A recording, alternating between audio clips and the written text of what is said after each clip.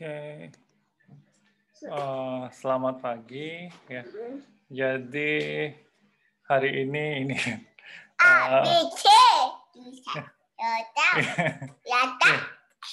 jadi hari ini sambil ini ya, apa namanya? Apa tidak bisa, saya tidak bisa nyalain video ya. Apa? Tunggu ya. Selamat pagi. Ya. Oke, jadi sebelumnya sambil ini ada pertanyaan kira-kira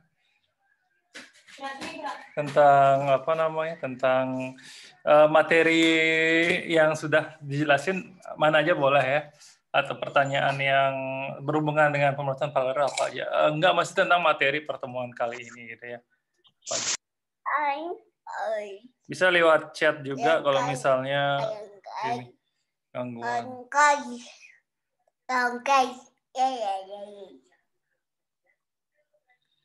Ini saya nggak nyalain video karena ini ya, apa namanya, takutnya ngehang lagi gitu, nggak tahu nih tiap nyalain video suka ngehang akhir-akhir ini. Yang baru kemarin sih ini ya. Oke. Oke. Mungkin sambil nunggu ini ya, sambil apa namanya, presensinya ya.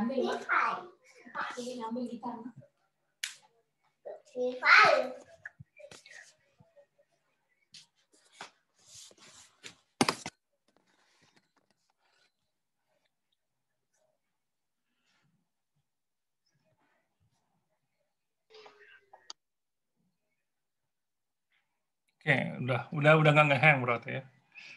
Namanya. Berarti yang ini, yang apa namanya, yang satu akun beraja aja yang tiap kali gini, tiap kali nyalain itu ngehang ya. Aman. Ini ada ini. Kepala saya kepotong. Ya. Oke, share screen dulu bentar. Ya. Ini presensinya udah ya, udah bisa.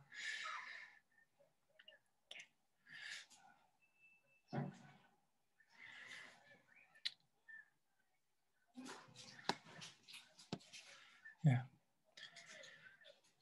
Itu untuk yang kemarin sempat nanya, sudah saya jawab ya, di forum diskusi ya.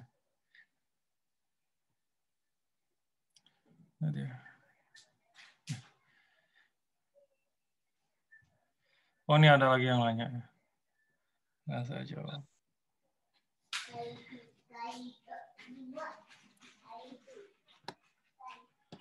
Oke. Ini sudah saya jawab ya. Yang apa namanya, disketer itu harus array ya. Dan nanti bisa ditonton yang ini ya, yang kelas kemarin ya, kelas kemarin. Jadinya apa namanya, ada tipe data 3 ya kurang lebih di Python itu, ada tipe data yang sejenis array itu. Jadinya ada list, tuple, sama dictionary. Dictionary nggak bisa ya.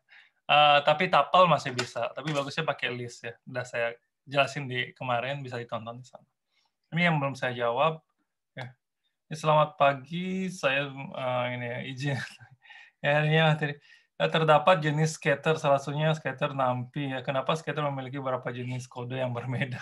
Bukan setiap jenis scatter memiliki masing-masing. Oke, apa namanya, sama semua, jadinya itu variasi aja gini kan ya.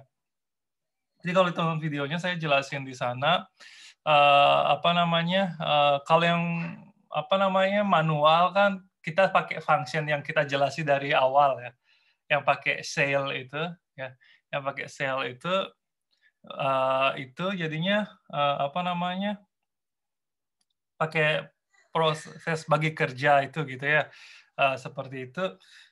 Terus kalau NumPy itu ya bawa function NumPy, jadinya apa namanya, kapan masing-masing dipakai ya suka-suka kita gitu ya, suka-suka kita senengan pakai yang mana gitu. Intinya apa namanya, kalau yang simple itu kan kita harus tahu dulu jumlah size-nya berapa gitu ya, baru bisa kita ngoding gitu. Ini kalau misalnya jumlah total min n-nya itu 5 ya, kita harus bikin array dengan isinya 5 juga gitu loh.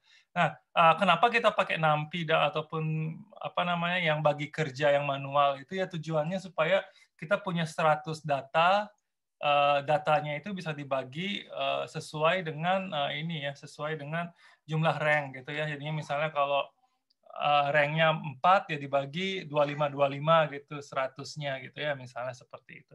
Itu tujuannya. Jadinya kalau misalnya gini, kapan kita menggunakan NumPy? Kalau misalnya kita disuruh ngoding pemrosesan paralel tiba-tiba tapi kita nggak bawa contoh codingan yang ada manual itu dan nggak inget gimana ngodingnya gitu ya, bisa pakai yang NumPy karena NumPy bawaannya Python dan sudah terinstall di Anaconda, ini tinggal panggil aja function dari split-nya itu gitu. Seperti itu ya. Gitu. Oke, ya itu ya. Jadinya seperti yang saya ini ya, kalau ada yang nonton yang pertemuan kemarin, jadinya saya rekomendasi ini ya, saya berusaha ngasih materi yang beda-beda tiap ini kalau sempat ditonton juga yang kelas A gitu, yang kelas A juga saya suruh minta kalau sempat ditonton juga yang kelas B karena biasanya itu ya ada aja gitu ya. Ini jawabannya ya.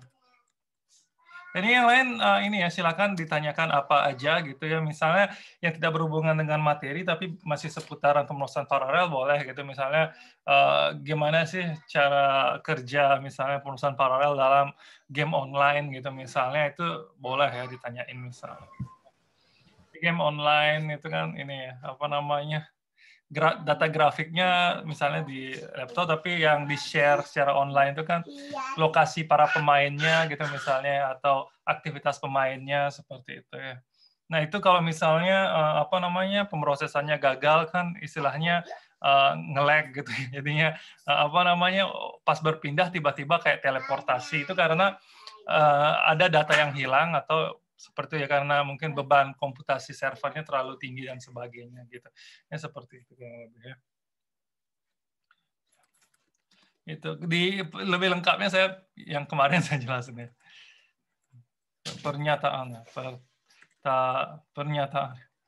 Pertanyaannya ya. Jadi masing-masing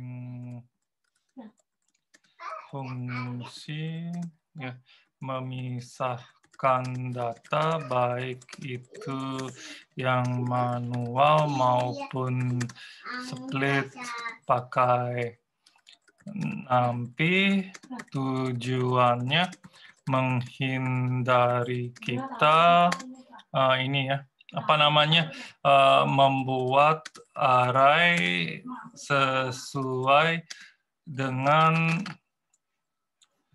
apa namanya jumlah proses gitu ya, sehingga kita tidak perlu mengubah kode tiap kali ya. Dipakai NumPy kalau mau yang fungsi bawaan Python-nya. Itu ya jawabannya. Oke, seperti itu ya. Jadinya yang nanya masih itu aja saya kira. Jadinya kalau sempat ini ya apa namanya ditanyain apa aja boleh, bebas ya, bebas apa aja. Nanti saya jawab cocok-cocokkan dengan pemrosesan paralel ya. Jadi sebebas-bebas pertanyaan. Oke, itu ya link presensinya lagi sekali. Ya, bagi yang baru datang. Oke, ada pertanyaan lagi lewat lisan maupun chat. Ini saya lupa nyolokin mic, jadinya suara saya mungkin nggak sejernih biasanya. Ya, karena ini jaga-jaga kalau diganggu anak kurang lebih. Oke, ada pertanyaan? Permisi Pak, saya menanya Pak. Ya, silakan. Berarti kalau misalnya nih Pak di bahasa pemrograman lain nih kita nggak ngatur dia bakal jalan paralel gitu Pak. Dia bakalan dihitung, dia bakalan jalan normal gitu Pak. Berarti dia bakalan nggak jalan paralel gitu Pak. Jadinya kan pemrosesan paralel itu bukan bahasa pemrograman Python gitu. Itu dulu kita samain ya. Jadinya bahasa pemrograman lain kayak Java, C++, itu juga apa namanya bisa kita install MPI-nya gitu ya, seperti itu. Nah, jadinya apakah misalnya gini, apa namanya? Misalnya kalau program yang lain kita program biasa, berarti dia tidak memanfaatkan multicore-nya sama sekali, gitu kan ya mungkin ya arahnya ya. Ininya kalau misalnya kita nggak pakai MPI, berarti kalau kita ngoding, programnya diproses tidak secara multicore gitu ya, mungkin ya, secara paralel gitu ya. Oke, jawabannya adalah iya gitu ya. Jawabannya adalah iya, tetapi apakah multicore-nya tidak berguna? Tidak juga gitu ya. Tapi kalau kita jalani satu program itu akan dihandle oleh satu proses saja gitu. Jadinya kan misalnya gini, kalian apa namanya ngoding sambil dengerin Spotify, sambil buka Microsoft Word gitu kan ya.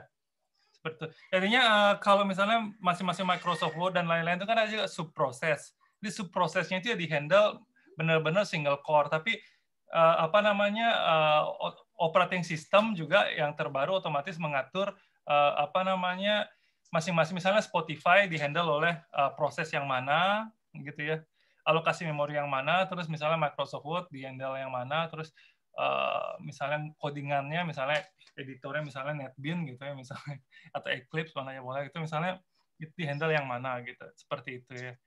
Jadi kalau pemrograman paralel kita perlukan ketika kita ingin satu program itu dihandle oleh multicore gitu ya, seperti itu. Ya. Jadinya apa namanya kayak Adobe Photoshop dan lain-lain yang memproses data besar gambar misalnya yang sekarang apa namanya berapa sekarang ya? 48 megapiksel gitu. yang gitu itu kan gede ya. Kalau misalnya kalau kalian bisa misalnya masih punya Windows XP dan punya ya Windows XP dan misalnya apa namanya Adobe Photoshop 7 gitu misalnya, coba kalian buka foto jepretan kamera yang mungkin 16 megapiksel ke atas tuh macet dia ya, macet karena itu emang harus dihandle oleh multicore sebaiknya gitu untuk memproses data yang besar gitu ya, seperti itu ya.